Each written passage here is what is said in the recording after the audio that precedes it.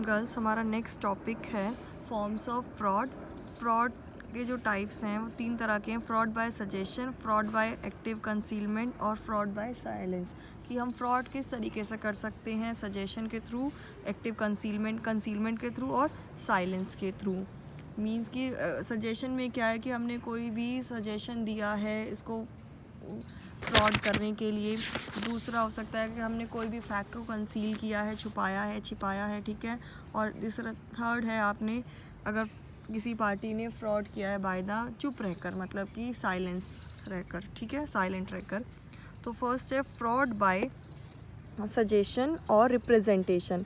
कि when a party to a contract make a suggestion that a fact is true. कि इसमें आपको पता ही है कि सजेशन में क्या आता कि एक पार्टी ने सजेशन दिया है, ये सजेशन दिया है कि फैक्ट इज़ ट्रू, कि एक फैक्ट ट्रू है, बीइंग अवेयर कि वो उसको पता है, उसमें सजेशन तो ये दे दिया, कहा है, प्रस्ताव दिया है कि ये जो फैक्ट है वो ट्रू है, लेकिन उसको अब वो जानता है कि वो फैक्ट ट्रू नहीं है। और ये समझा जाएगा कि वो ये ट्राई कर रहा है, दूसरी पार्टी को इंड्यूस कर रहा है कि वो उस पार्टी को उस कॉन्ट्रैक्ट को करे। तो वो कौन सा कॉन्ट्रैक्ट कहलाया जाएगा? Fraud by suggestion. कि एक पार्टी ने कॉन्ट्रैक्ट करने के लिए सजेशन दिया है कि ये फैक्ट तो सच है, ये फैक्ट ट्रू है, लेकिन वो ये जानता है कि वो फैक्ट ट्रू नहीं है। तो इस but it is deemed that he is trying to, इसे ये माना जाएगा कि वो ये ट्राई कर रहा है अदर पार्टी को कि वो कॉन्ट्रैक्ट को करे।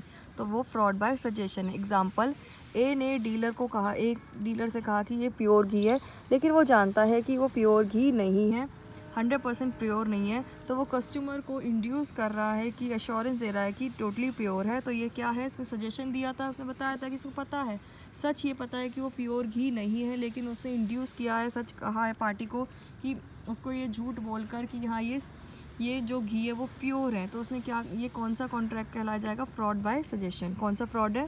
Fraud by suggestion. नेक्स्ट है आपका फ्रॉड बाय एक्टिव कंसीलमेंट। कि जब एक पार्टी, when a party to a contract knowingly और विलिंगली, जानबूझकर और कंसील कर रही है, कोई इंपॉर्टेंट फैक्ट्स को कंसील कर रही है, इंपॉर्टेंट फैक्ट जो कॉन्ट्रैक्ट करने के लिए बहुत ज़रूरी था, उस फैक्ट को उसने कंसील किया, छिपाया है।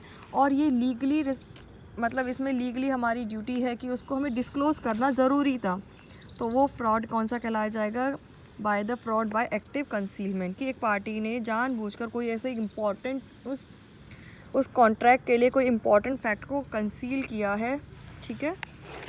एग्जाम्पल क्या हो सकता है इसका? कि ए ने सेल किया हाउस, जो आपको एग्जाम्पल ऑलरेडी मिल चुका था कि हाउस अनसाउंड है, उसका माइंड सही नहीं है, ठीक है, और उसने उस हॉर्स की कंडीशन को बी को नहीं बताया। तो ये क्या है, उसने जानबूझ के एक इम्पॉर्टेंट फैक्ट को कंसील किया है। इस केस में कुछ सिचुएशंस हैं कि जो पार्टी टू अ कॉन्ट्रैक्ट, जो कौन जहाँ पे उसको लॉ के अकॉर्डिंग लीगली बाउंड है कि उसको डिस्क्लोज़ करने होंगे कुछ आस्पेक्ट्स। जैसे कि फर्स्ट है आपका statutory obligation to disclose a material fact. कि ये ऑब्लिगेशन है, कुछ ऐसे है पार्टी कॉन्ट्रैक्ट जिसमें स्टैट्यूटरी ऑब्लिगेशन है कि उसको मटेरियल इंपॉर्टेंट फैक्ट को डिस्क्लोज़ करना।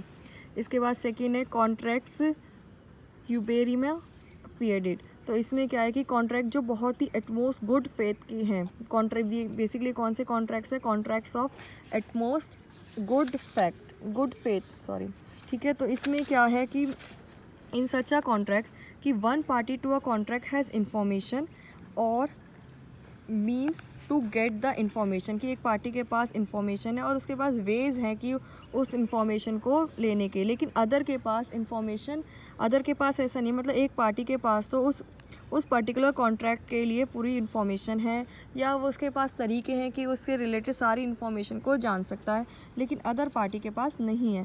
तो पार्टी जिसके पास इन्फॉर्मेशन है, असेस है, तो उसकी वो लीगल रिस्पॉन्सिबिलिटी होती है कि वो दूसरी पार्टी को हेल्प करे कि वो उस कॉन्ट्रैक्ट को करने के लिए डिसीजन ले सके। जैसे कि contract of utmost good faith कौन से होते हैं? Family settlement, insurance contract, contract related to sale of land and property, contracts of guarantee, contracts for allotment of shares, contract of marriage, contract of partnership. Next इसी के अंदर family settlement, contract of insurance, ये आपके सारे points हैं। तो first है आपका फैमिली सेटलमेंट में। तो इसमें क्या है कि इन फैमिली डिस्प्यूट से रिलेटेड, कि अगर प्रॉपर्टी से रिलेटेड दो भाइयों के बीच में झगड़ा होता है, एक भाई जानता है कि उस अवेयर है कि प्रॉपर्टी और लैंड की वैल्यू दूसरे से ज़्यादा है, मतलब दूसरी वाली, तो उसको ये फैक्ट दूसरे को बताना ज़रूरी है। ठीक है। नेक्स्ट आपका contract of insurance. Contract of insurance में क्या है कि insured has more information. Insured जो इंश्योरेंस प्रोवाइड कर रहा है इंश्योर्ड, उसके पास मोर इन्फॉर्मेशन है कि he want to get insured from the company doing the insurance.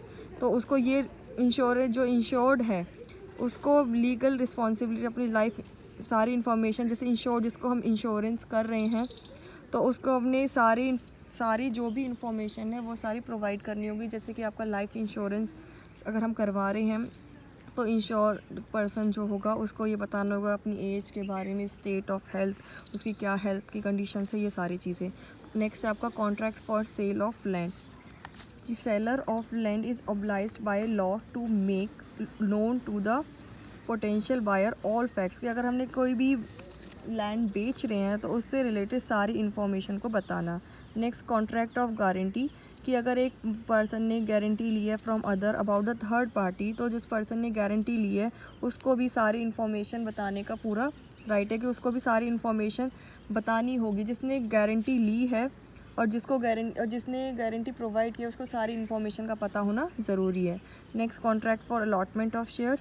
कि इट इज़ एक्सपेक्टेड कंपनी जो सेल कर रही है शेयर्स वो सारी ऑथेंटिक इन्फॉर्मेशन देगी, अपनी फाइनेंशियल पोजीशन, कंपनी की सारी जो पोजीशन है फाइनेंशियल पोजीशन उसकी सारी इन्फॉर्मेशन कि वो किस कंडीशन में है। Next contract of marriage. Contract of marriage में क्या है कि each party is obliged by law to provide such information, जो भी इस मैरिज के प्रपोजल से रिलेटेड सारी information. Next contract of partnership. किया कॉन्ट्रैक्ट किया है, कॉन्ट्रैक्ट पार्टनरशिप कॉन्ट्रैक्ट क्या होता है, वो contract of utmost good faith होता है। कि एवरी पार्टनर, ये एटमोस्ट ऑफ गुड फेथ कि हर एक जो पार्टनर जो पार्टनरशिप कॉन्ट्रैक्ट में है वो सारे ऑनेस्ट हैं, ट्रूथफुल इन्फॉर्मेशन सारी प्रोवाइड करेंगे। ठीक है।